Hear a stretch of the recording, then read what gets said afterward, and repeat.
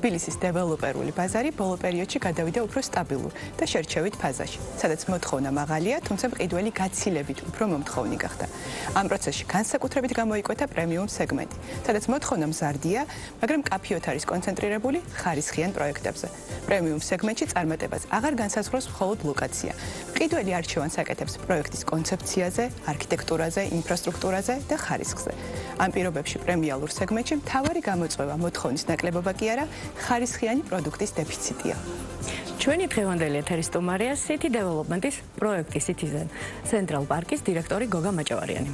გოგა, მადლობა სტუმრობისთვის და პირველი კითხვა გამომდინარე იქიდან, რომ Citizen-ი არის პრემიალური ხაზის პროექტი, უკავშირდება პრემიუმ სეგმენტში დეველოპერული პროექტების გაყიდვებთან დაკავშირებულ გამოწვევებთან.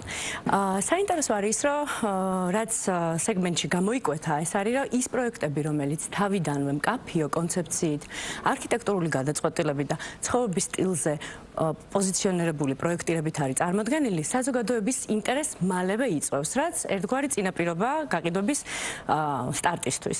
თუმცა, მიუხედავად იმისა, რომ მოთხოვნა ვღიარებთ, რომ არსებობს ამ სეგმენტში და ბევრი მოთამაშე ცდილობს, რომ ზუსტად პრემიუმ სეგმენტის მომხმარებლებთან ძალები მოსინჯოს, რატომღაც მიუხედავად პრესტიჟული, მიმზიდველი ლოკაციისა თავიანთი პროექტების რეალიზებას სწრაფად ვერ ახდენენ და მოთხოვნის ფორმირებასაც ვერ ახდენენ. აი საინტერესო თქვენი გამოცდილებით რა შესაძლო შეცდომებთან გვაქვს საქმე, რა შეცდომებს უშვებენ დეველოპერები, განსაკუთრებით ისინი, რომელსაც კარგი ლოკაცია აქვთ, მაღალი ფასი, რატო ვერ ახდენენ ფასის მოთხოვნის ფორმირებას და მარტო ფასით პოზიციონირებით რატო ცდილობენ ფონის გავლას? მოგესალმებით, მადლობა მოწვევისთვის.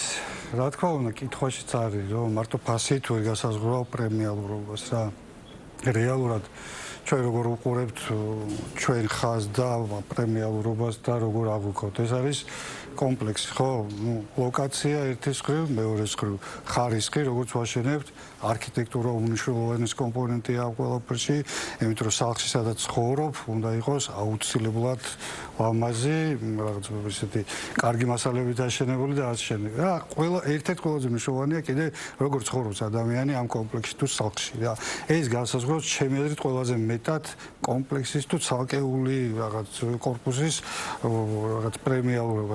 ჩვენ შემთხვევაში მაგალითად რა რომ ავიღოთ, ჩვენი მაგალითი რა არის, ჩვენ ლოკაცია პრემიალურია, ერთ-ერთი ყველაზე დიდი კომპლექსია მე მგონი ცენტრალურ ადგილას, ჯერჯერობით ყოველ შემთხვევაში და შევქმნით რაღაც აი ესე გარემო რა, სადაც თითოეული ადამიანი თავს გზნობს კარგად სახლშიც, გარეთაც, იქვე რაღაც სერვისების კუთხით და ამ ყველა ინფრასტრუქტურით რაც გარშემო. ეს განსაზღვრავს ჩემი აზრით ამ პრემიალურობას და სწორედ ეს არის, რომ აი მარტო ისტორია რა, რომ მარტო ფასით მე კარგ ლოკაციაზე ვარ და იქ წავედი და ის რაღაც ყურადღება არ მივაქციე ჩემ მაცხოვრებელს, რომელიც აი რეალურად ამომავალი წერტილი რა თითოეული დეველოპერისთვის აი მე ხდება ხოლმე რომ რაღაც აცდენებია რა მაგრამ საბედნიეროდ ბევრი შემთხვევა ეგეთი არ გვაქვს. გეთახმებით და თან დღეს ყველა კომუნიკაციას ახდენს როგორც პრემიუმ სეგმენტის პროექტს და ავიწყდებათ რომ პრემიუმ სეგმენტი უნდა პასუხობდეს გარკვეულ კრიტერიუმებს.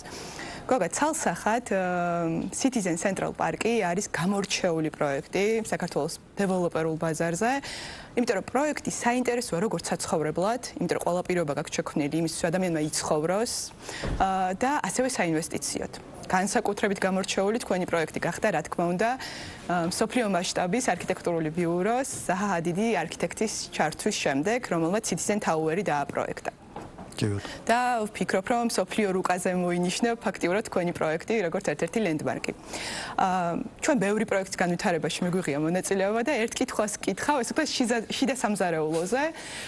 რა იყო დეველოპერის პირველადი ჩანაფიქრი ამ პროექტის და ზაჰა ჰადიდთან თანამშრომლობას განიხილავდით თუ არა თავიდან, თუ თქვათ ეს კონკურენტულმა ბაზარმა გაჩვენა, რომ რაღაცით კიდე უფრო მეტად გამორჩეული უნდა გაგეხადათ ეს პროექტი და კიდე რასაც დავამატებ, რეალურად თქვენი პროექტის საინვესტიციო ღირებულება ზაჰა ჰადიდთან კოლაბორაციამ საგრძნობლად გაზარდა და რა მოცულობის ინვესტიციაზე ვსაუბრობთ ახლა, როდესაც Citizen Central Park-ს ვახსენებთ.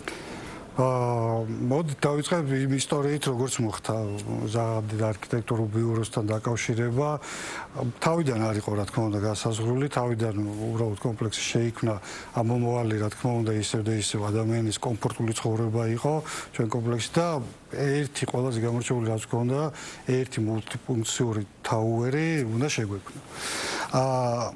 განსხვავებული არქიტექტურით ყველაფერი კი ბატონო რა და უბრალოდ ამ პერიოდში მოხდა ისე რომ ბრიტანეთის საელჩოსთან მოხდა ჩვენი დაკავშირება ზაღადის არქიტექტურული ბიუროს წარმომადგენლები დირექტორი გაგვაცნეს და აი პარალელური პროცესი მიდიოდა ჩვენი ამაზე მსჯელობის ამ პროექტის დახვეწის და მერე ყველა მეთქმათ რომ რატომაც არა რა ზაღადის არქიტექტურა იმიტომ რომ ყველაზე მნიშვნელოვანი რა არის მულტიფუნქციურ თაუერში ეს არის ფუნქციების სწორად გადანაწილება. ნებისმიერი იქ მაცხოვრებელი იქნება რაღაც აუზის გამომყენებელი, რა ქვია, რესტორანი, ჯიმი, ოფისი თუ რაღაცა ერთმა მეორეს არ უნდა შეუშალოს ხელი.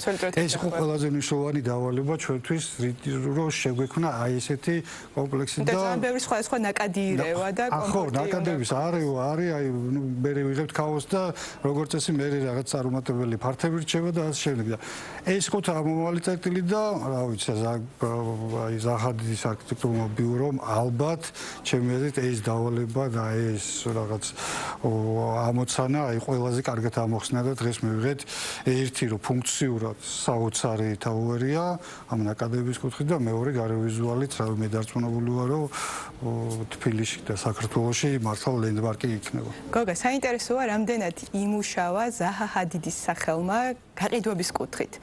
როგორც საქართველოს ბაზარზე, ასევე უცხოურ ბაზარზე. ბოდიში ხო ინვესტიციასთან დაკავშირებით. და ინვესტიციაც მივავათ. დამოვიწყე კითხვა. ხო, ძალიან მაგრად იმუშავა, იმიტომ რომ ეხლა მეგობრებიც ყავს რაღაც ურთიერთობებიც გვაქვს სხვადასხვა დიდი ჰოლდინგი ვართ და სხვადასხვა ქვეყნებთან სხვადასხვა სფეროში ურთიერთობთ და აი ყველა ჯერ სანამ ჩაეშვებოდა გაყიდვაში ერთი სული ქონათ რომ რაღაცა ეს ენახათ ზაღადი და ყველა ძალიან ისე იყო რა ელოდებოდა ასე თქვა სხვა ქვეყნებიდან და მე აქტივობამაც თავისი ქნა და ანუ ძალიან სწორი გადაწყვეტილება იყო ხო ინვესტიციის კუთხით რაც შეეხება ჩვენ პირდაპირ ჩვენი მხრიდან ინვესტიცია დაახლოებით 100 მილიონს უყურებს და ჯამური მე რაღაცა სადღაც 150 მილიონზე ადის უკვე და თუ სწორად გვახსოვს აღნიშნული ინვესტირება განხორციელდა ფინანსური ბანკების ჩართულობითაც ხომ ესეა მრავალდაში აპირში რაც არის ვერა მთაწმინდა ვაკე ეს ის ადგილია სადაც მოთხოვნა მზარდია კონკრეტულად მაღალი ხარისხის საცხოვრებელი ფართების და ბინების მიმართ საინტერესო ის არის რომ ზუსტად ეს მზარდი მოთხოვნა განაპირობებს ინტერესს დეველოპერებისგან რომ უფრო მეტი კომპანია ეცადოს რომ ამ სეგმენტს ემუშაოს. თუმცა სამწუხარო რეალობა ის არის რომ მათ მიერ შემუშავებული პროდუქტი ხშირ შემთხვევაში შესაბამისობაში არ მოდის ეგრეთ წოდებულ პრემიუმ სტანდარტთან. აი საინტერესო არის თქვენი პროექტის კონკრეტული კრიტერიუმების მიხედვით რა ყალიბებს თავად კონკურენტულ უპირატესობას ესე რომ თქვა ამ სეგმენტში განსხვავებას სად ქმნით? ჩვენი კომპლექსი ახლა რეალურად მართლა ისეთი განსხვავებული ანუ რომ დავიწყოთ ჩამოთვლა რეალურად მაგხელა რეკრეაცია კომპლექს არც ერთ არა 2.5 ჰექტარი რეკრეაცია გვაქვს შიდა ეზო რაც არის სარბენი ბილიკები სასწავლებელი და ეს არის ყველაზე მნიშვნელოვანი რაც არის და კიდე განსხვავებულობა სხვა დანარჩენი პროექტებისგან ეს არის რომ ეს მართლა რეკრეაცია მართლა დასასვენებელი ადგილია და იქ მანქანა არ ხვდება საერთოდ.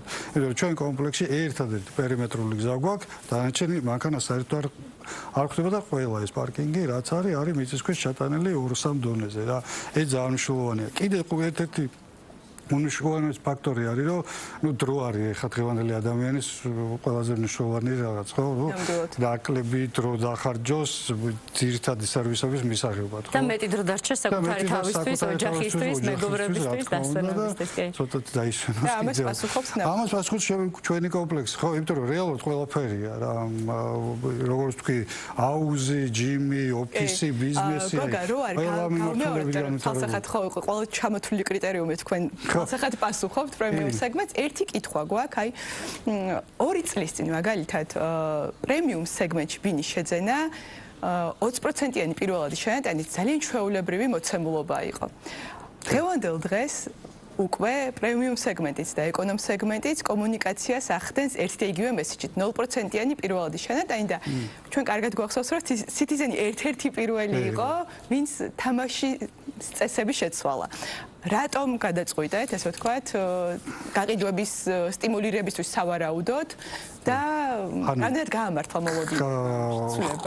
აი მაგ შემთხვევაში მაგას აქვს ორი ფაქტორი, განმაპირობებელი ფაქტორი, რომელი კომპანია როგორ გეგმავს თავის შიდა განმავლობას, ხო?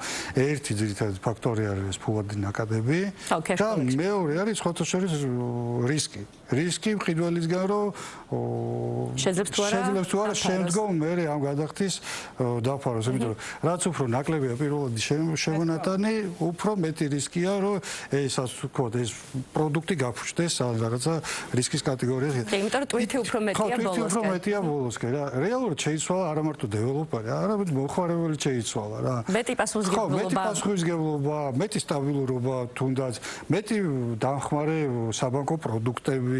აი ძალიან კომპლექსურა და რეალურად რო შევხედეთ ამ ყველაფერს, ეხლა ნულოვანი რისკია ეხლა ამ შემთხვევაში და ყველაფერი აი ესე მიდის და მოხმარებლისთვის იდეალური პირობა, რამდენ საინტერესოა დეველოპერისთვის. საინტერესო ეხლა გეტყვით რა.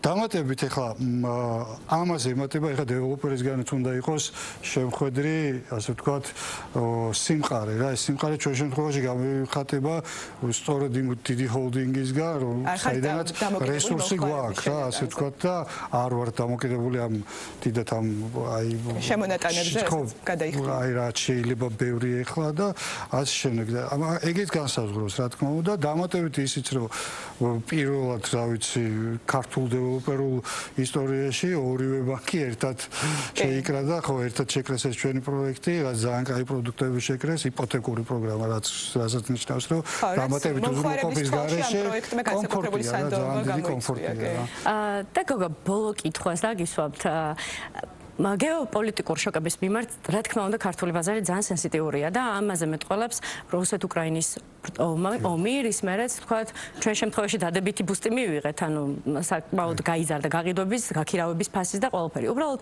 დღეს ახლა რაც ხდება ახლო აღმოსავლეთის კონფლიქტის სახით, საინტერესოა თქვენ როგორ აფასებთ, ანუ რა საფრთხეებს ელოდებით, ხედავთ თუ არა რაიმე ტიპის შესაძლებლობებს უახლოეს მომავალში, ანუ როგორ იცვლება, ან როგორ შეიძლება რეაგირებდეს თქვენი პროდუქტზე ეს მიმდინარე მოვლენები.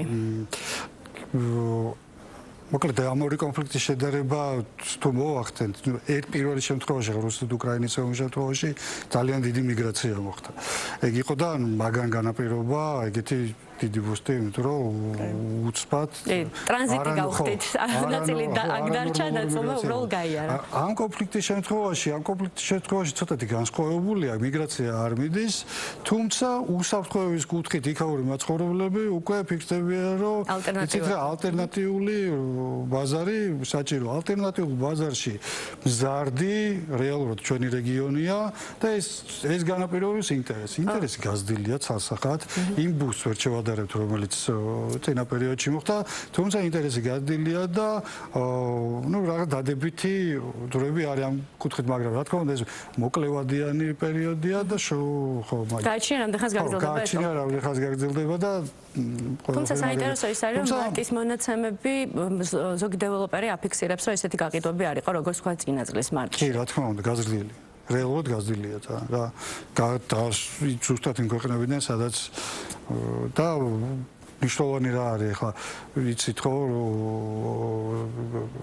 დუბაი იგივე და იქ შენებობის დუბაი განსაკუთრებულად დიდი და ახლა ეს რესურსი რაც იქ მიდიოდა ეს რესურსი უნდა გადანაწილდეს სხვაგან რეგიონებში და ძალაუნებურად ჩვენს საინვესტიციო ჩვენ უფრო საინტერესოები გავხდით თქვა ვიდრე დუბაი მაგ საინვესტიციო რუკაზე და ამდენად რა თქმა უნდა დადებითი წვრები იქნება. გოგა, ძალიან დიდი მადლობა სტუმრობისთვის. პირველი დეველოპერი ხარ, ვინც ესე ვთქვათ სტუმრად იყო ჩვენ სტუდიაში და მადლობა ამისთვის. მადლობა თქვენ.